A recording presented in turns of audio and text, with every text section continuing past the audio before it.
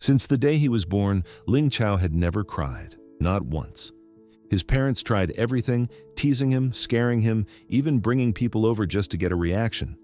But the boy stayed silent, as if nothing in the world could reach him. Then one day, a neighbor arrived carrying a little girl named Xiao Tu. And the moment Ling Chao saw her face, he burst into tears for the first time in his life. His mother didn't see it as a coincidence, she saw it as fate. So from that day on, Xiao Tu became part of their lives, and the two children grew up tied together by something neither of them understood. Years later, that same girl walks into Ling Chao's room, looks under his bed, and finds a box he clearly never wanted her to see. One glance at his face tells her everything. Inside are adult magazines, embarrassing enough on its own, but much worse when the boy hiding them is the one she grew up treating like family. By high school, Ling Chao is the best student in his class. Top grades, top popularity, effortlessly perfect. Xiao Tu is the opposite. One day she climbs a tree on school grounds, slips on the way down, and lands hard. Her pants split, right there, in front of everyone. The boys start laughing. Ling Chao moves immediately. He unties his jacket, wraps it around her waist, and steers her away from the crowd without a word. The school spends the rest of the day whispering that he must have feelings for her. Ling Chao hates this. The next time he sees her, he's cold and dismissive. But Xiao Tu has leverage now. She reminds him about the magazines, and just like that, he's her personal servant for the next few days. She can order him around. She can even make him kiss her if she wants. She starts small. Her friend's phone got confiscated. She sends Ling Chao to retrieve it from the teacher's office. In walks a boy named Yin Zihan, a strange kid with big dreams of becoming a Korean idol. Xiao Tu ropes him in too. They nearly get away with it, until they realize the teacher is sleeping inside. Ling Chao pulls money from his pocket and bribes the teacher on the spot. Yin Zihan and Xiao Tu try the same. 20 laps around the field. Xiao Tu collapses on the grass, gasping, furious. Ling Chao appears and mocks her for being short. She grabs his phone. He says she can have it back if she kisses him on the cheek. The tension shifts. She switches to something playful and dangerous, and Ling Chao, caught completely off guard, hands back the phone and goes home to write a mysterious love letter. Meanwhile, their mother mixes up the shopping. Ling Chao opens his gift and finds Xiao Tu's underwear inside. He panics and goes to return it. She accuses him of theft. He tries to explain. She calls him a liar. The chemistry between them is impossible to ignore. One afternoon, Ling Chao spots his mother getting into a stranger's car. He starts paying attention. Sharper clothes, more perfume. The whole house smells like she's in love. He tells Xiao Tu. She says, "Of course, a girl's heart needs a lot of love." He files this away carefully. At the gym, a basketball slams into Xiao Tu's head. She drops to the floor like her soul briefly left her body. Ling Chao snaps. He demands an apology. The guy refuses. Ling Chao challenges him and humiliates him in front of everyone. From the sidelines, you can see it clearly. He has become someone who protects her. Then he comes home to a different kind of surprise. His mother has a new man in the house, his biological father, a man who walked out years ago and has since built a successful business. The father has come to make amends. Ling Chao isn't interested. An absent father doesn't become a real one by showing up with money. Meanwhile, Yin Zihan has been watching Xiao Tu. He saw her with Ling Chao and has convinced himself they're a couple. He's always seen Ling Chao as a rival, and now he starts making moves, asking pointed questions, having his driver follow her home after school. Xiao Tu finds it funny. Ling Chao does not. One day she brings Yin Zihan home. He kneels by accident in front of her parents like a medieval knight. They love him, polite, helpful, rich. Ling Chao arrives and the atmosphere turns cold. That evening, Yin Zihan does the dishes without being asked. A millionaire doing household chores without a single complaint. Xiao Tu finds herself more convinced his feelings are real. Ling Chao tells her Yin Zihan isn't right for her. She smiles and asks, "So it's you then?" He freezes. The rumors at school go further.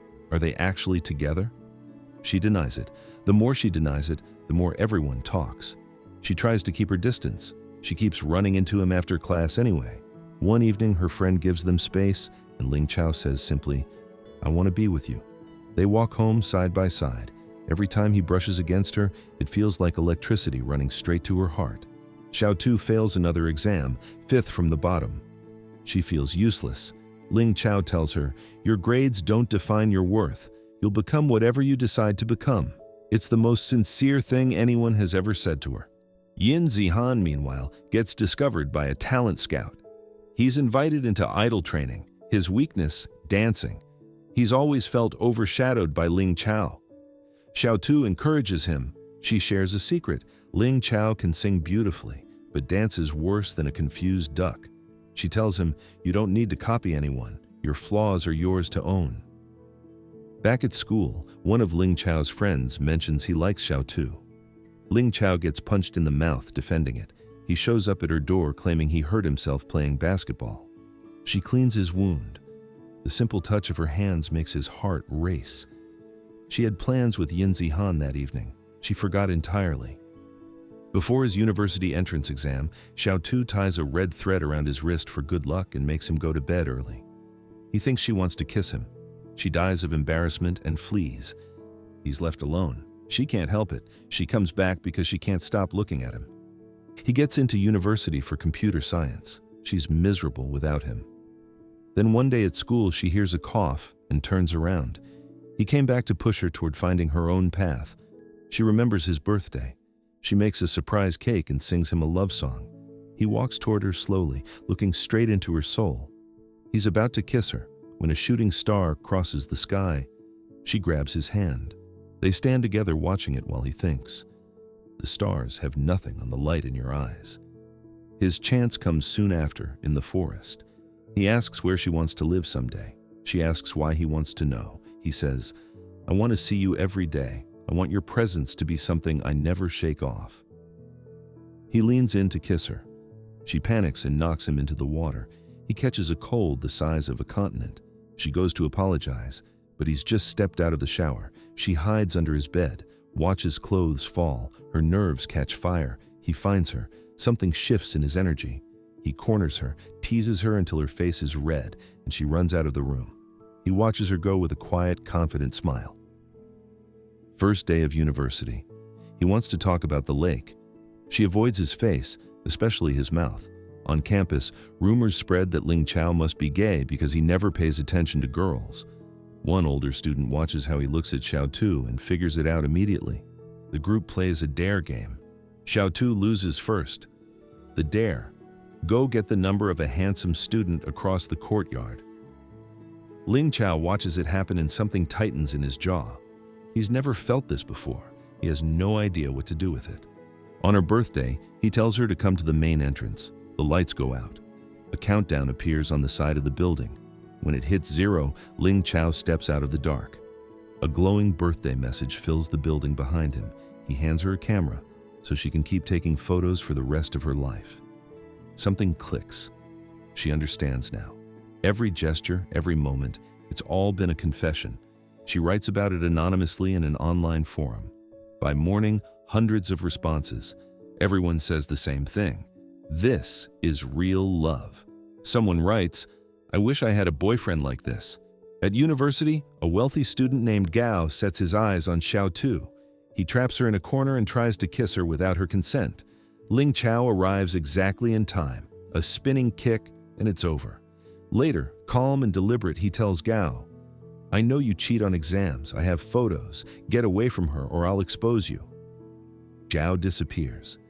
He finds her forum post, the one where she admitted she liked him. He smiles. He invites her to a competition in another city, same hotel. His friends brief him on first kiss strategy. In the corridor outside, a stranger bumps into her and she falls against his chest. Their heartbeats sync. Back in the room, she discovers her friends secretly packed a lacy pajama in her bag. She scrambles to hide it. He notices she's acting strange and tries to dry her wet hair. They're too close. They both lose their footing and fall onto the bed together. He looks at her. He finally says it. "I want to kiss you. I want to be beside you, always." She smiles, warm and terrified. He kisses her. They start a secret relationship. She watches him sleep and tries to sneak away. He grabs her, a storm of kisses. His father walks in and catches them. She tries to claim they're just friends. He doesn't buy it. You don't kiss a friend on the mouth. At breakfast, his mother clocks the way Xiao Tu knows his phone password, the way they look at each other, and quietly concludes she already has a daughter-in-law. He tells her one afternoon, "What I love about you is exactly who you already are, not how you dress. Your heart is what makes me want to wake up every morning." But she keeps disappearing without explanation. He worries. The truth, her traditional parents would push them straight into marriage the moment they found out. He agrees to keep it secret.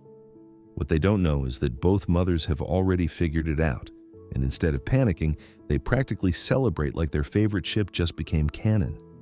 They meet in hidden corners, kisses only when completely alone. For Ling Chao, this isn't enough. He needs everyone to know. So one day he kisses her in public, slow, unhurried, certain. Then, without telling her, he posts a photo on social media announcing they're together. She only finds out when people around her start staring. Her friends think it's the most romantic thing they've ever seen. If you've ever waited for someone to stop pretending and finally choose you out loud, subscribe. This is the kind of love story we follow here. Ling Chao takes her to an apartment he's decorated exactly to her taste. He hands her the keys. He tells her to stay as long as she wants. They slow dance together, faces almost touching. They whisper, "I love you," between kisses. They have nothing left to hide. A year later, Xiao Tu is an editing intern at a television studio, printing documents and making coffee. Ling Chao's startup is in crisis after 4 failed lawsuits. They hold each other through it. Then Yin Zihan, now a successful actor, partly because of her belief in him, returns to the country and offers to help. She lands an exclusive interview, highest ratings of the week, promotion. Both families sit them down. It's time to get engaged. Ling Chao says he's waiting for the right moment. He finds an old album belonging to his biological father, full of photos from Ling Chao's childhood. The man never forgot. Even when he was gone, he was watching. They take a new family photo. Xiao Tu is in it. They walk together through the neighborhoods where they grew up. Every argument, every accidental touch, every moment they pretended not to care, it all led here. He says, "Meeting you is the greatest gift this life has given me. All I want is to spend every day of it with you." He takes a breath. "When I'm with you, I feel eternity in an instant." He goes down on one knee. She says yes. Years later, a child grows up in a home where love isn't saved for special occasions. It's visible every day, in the way these two people reach for each other across a room, in every kiss that is still a promise, not just contact, comfort, the certainty that whatever comes, they'll always have this. Their eyes say it without words. "I choose you today. I'll choose you tomorrow. I'll keep choosing you."